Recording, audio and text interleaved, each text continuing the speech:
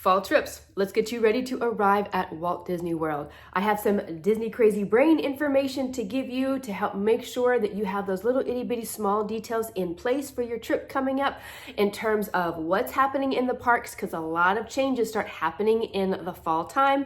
Also crowds and weather. You ready? Let's go. When I'm talking fall trips, I am talking those trips that begin in August, September, and October. That is technically the Halloween fall season in Walt Disney World. So I'm going to mix in the park section, a little bit of what's happening for the 2024 season. And then if you have a fall trip for another year, these are also things that you need to kind of be having in your back pocket, in the back of your brain, as you begin to get closer and start planning out for those trips as well. August is going to bring with it two very popular things that start for the fall season at Walt Disney World. So first in Epcot is going to be Epcot's International Food and Wine Festival. That is going to begin for the 2024 season on August 30th and run all the way until November 23rd. The second thing in Magic Kingdom is going to be the start of Mickey's Not So Scary Halloween parties. So the first party of the season is going to happen on August 9th. It's going to run all the way until October 31st. So these are the small details that you need to be thinking about as you are planning for a fall trip. In Magic Kingdom, that is the main park that you're going to see actually like fall decor. So you're really going to start seeing that come up in stages. So starting on that like July 31st, August 1st date, you're going to see the garlands start coming up and going down Main Street. After that, the scarecrows are going to start coming out. So as soon as you come into the park, you're going to see those around. And then the last thing that comes out are usually the pumpkins that line Main Street as well. So again, most of the decor for the fall season is just going to be as soon as you come into Main Street itself, and then the hub area around the castle. When it comes to Mickey's Not So Scary Halloween party in Magic Kingdom will close at 6 p.m. on party nights. So if this is your first trip and you only have one Magic Kingdom day and you want to see and do it all, you need to make sure that your Magic Kingdom day is not on a party night.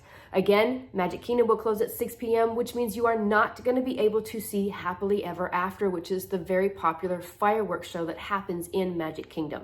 Also, as you are making your dining reservations, make sure that you are not making a dinner Magic Kingdom dining reservation on a party night, because if you don't have a party ticket, then you cannot go in for that dining reservation. And if you do have a dining reservation for Mickey's Not So Scary Halloween party, just remember you have so much to do in a very short amount of time. So I do suggest that you eat before the party. For those of you that have been to Walt Disney World before, actually going to Magic Kingdom on a party day is a really good day to have like lower crowds and really knock out those rides one after another with very low waits and possibly being able to ride things that you really love more than once. I would suggest that you get an earlier start so that you really get to take advantage of being there in the parks. Usually on a party day, Magic Kingdom will open up 8 a.m. instead of the normal 9 a.m. So it's really a magical time to be in the park that early, and then maybe like take a midday break and then go finish out at another park if you have a park hopper option or anything like that. So just as you are thinking about your days in the parks, because Disney does not start putting out hours until about 10 weeks-ish at a time. So that is whenever you're gonna start really planning out your days for your trip. When it comes to Epcot's International Food and Wine Festival, know that the first couple of days that the festival is open is going to be very busy, because that is when like all of the Disney influencers, if you will, are there covering everything. So the festival is a little bit hectic on those first couple of days. And then also throughout the season, weekends are also a little bit busier, because again, it is a very popular spot to just come, hang out, lounge around, eat around the world and all of that. So that is when a lot of the locals will come in and take advantage of that as well. During these months, the weather can be quite hot, and a lot of the lines, actually the majority of the lines, are going to be outside. So just kind of be ready for standing out in lines outside to be able to get your food at the different food booths.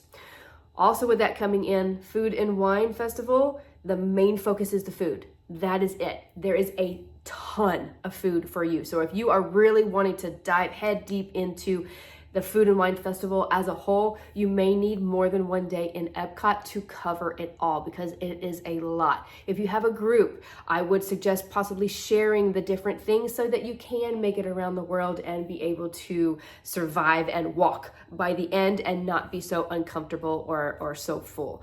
If you possibly have a trip that's going to be a little bit later in the season, there is an app called Food and Wine, and what this does is it will list out everything that is available for the festival itself. You're going to be able to go in there and you're going to be able to star the things that you want to try so that you can keep track of everything as you are traveling around the world and eating everything that you want to. You're also going to be, once the festival begins and the prices are released, that is when you're also going to be able to budget how much it is going to be able to go around the world. And whenever you have your budget kind of already in your mind, that's another good trick that you can go and get those discounted Disney gift cards at like Sam's or BJ's or anywhere else that you can get Disney discounted gift cards, and use that to save a little bit more money and use that on your food for the festival.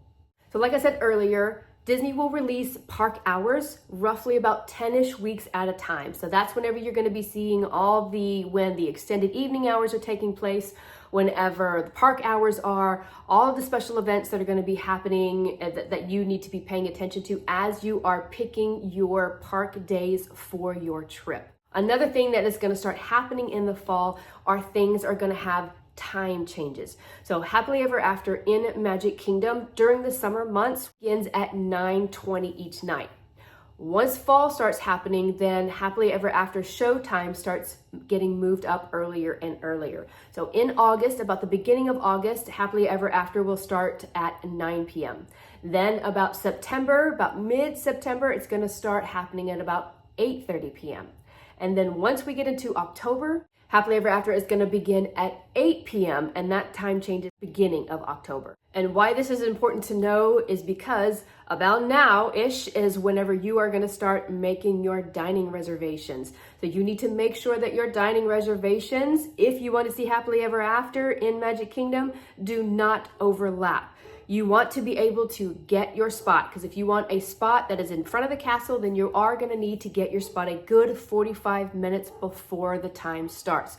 So you need to start looking at your dining reservations and timing that around time changes and when you want to get your spot.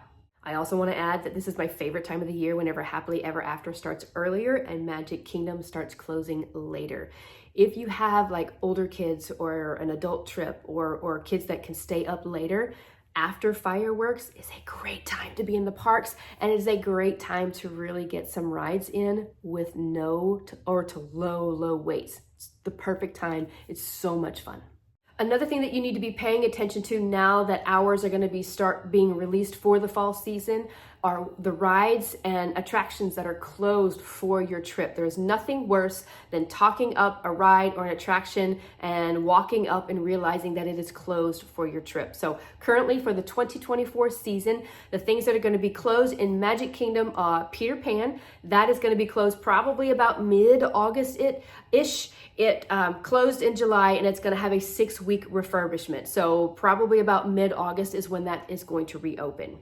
The second thing that is going to be closing on August 26th is going to be the Jungle Cruise. So that is going to be closed for both Mickey's Not So Scary Halloween Party and day guests as well. It is reported that it is supposed to be open for the holiday season, so for the Christmas holiday season. We do not have an opening date yet of when Jungle Cruise will come back up.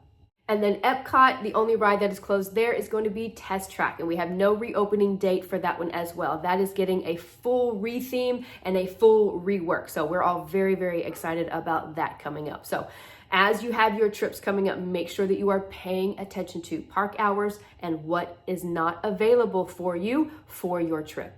If you are a guest that is going to be staying at a deluxe resort or a deluxe villa resort and you have access to those extended evening hours, know that starting on September 25th, the extended evening hours for Magic Kingdom will switch to Hollywood Studios. So about mid-September and on, with all the parties and then the crowds are going to be coming for that time period, Magic Kingdom won't have extended evening hours. Everything will shift to Hollywood Studios, but Epcot will still have theirs as normally scheduled.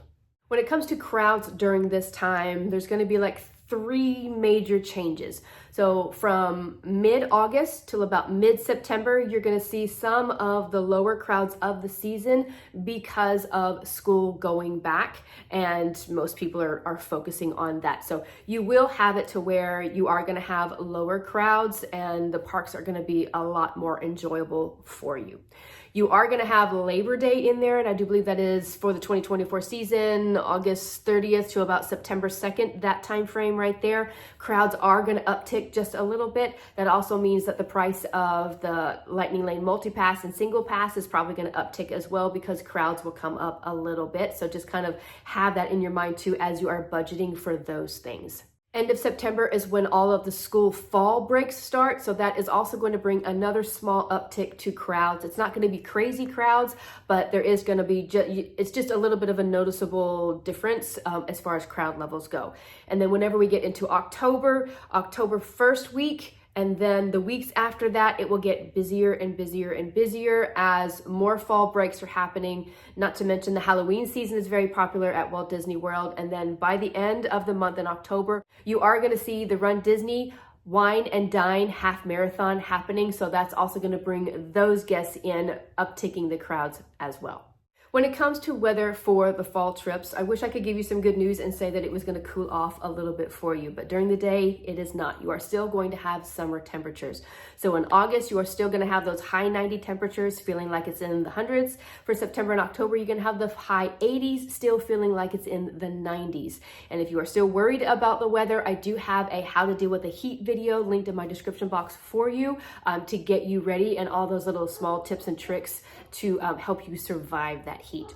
Also, still expect rain to be happening in the mid-afternoon, early evening times as those thunderstorms roll through. Again, I do have a video of how to deal with the rain and the things that you need to be thinking about linked in the description box below for you as well. If you are going to Mickey's Not So Scary Halloween party, take into account the weather and just how hot it is gonna be. Also, if you are gonna have makeup incorporated into your costume, again, depending on which month that you're going in August, if you are wearing makeup, it is going to melt off. It is going to melt off until the sun goes down and the sun isn't bearing on you. Then it will sort of cool off, but it won't be running as much. So September and October, as the temperatures drop a little bit, it is going to be a little bit more enjoyable and a little bit more bearable as far as wearing costumes and wearing makeup, especially whenever the sun goes down. So just depending on when your trip is, just take into account the temperatures when putting together your costume and all of the extras like makeup. If you have any scenarios or things that you wish you knew before you visited Walt Disney World in the fall trips, I would love to hear about those in the comments below. If you want to make sure that you are fully prepared for your upcoming trip, make sure that you check out my playlist, the Know Before You Go playlist, and it lines everything out of everything that you need to be taking into account as you are getting ready to arrive at Walt Disney World. If you like this video, please give it a thumbs up. That lets me know that I'm giving the information to you that you are looking for. Consider subscribing as I take you all around Walt Disney World with reviews and all the Disney Crazy Brain information that you need to know for your upcoming trip. My name is Terry with Creating the Magic, and have a magical day.